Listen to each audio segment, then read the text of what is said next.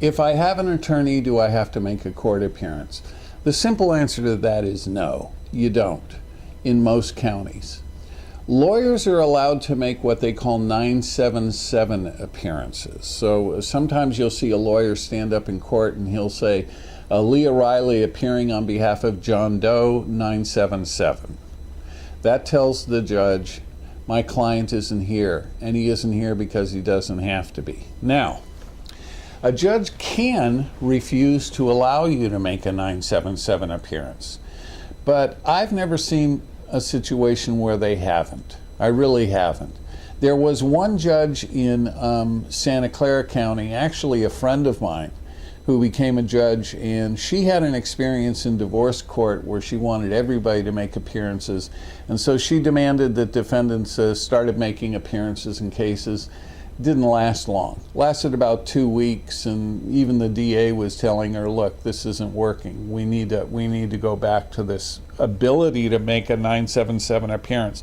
Believe it or not, most judges would prefer that the clients never appear in court because the proceedings move faster when they're being handled by lawyers. Because lawyers understand what they're doing, and they know where the traps are, and they know what's good, and they know what's bad. If you have no experience at all in court, you're going to need to have everything explained to you. And that becomes cumbersome, and it takes a little time. I always make 977 appearances on behalf of my client. Now, if you have a public defender, the public defender can make a 977 appearance on your behalf, but they never do. They always want their clients there in court.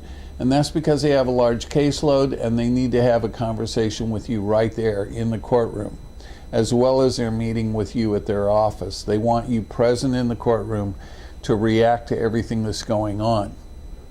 If you're making an in-person, what they call a pro per appearance, obviously you're going to have to make an appearance, and you're going to have to be there for every day at court that you are there.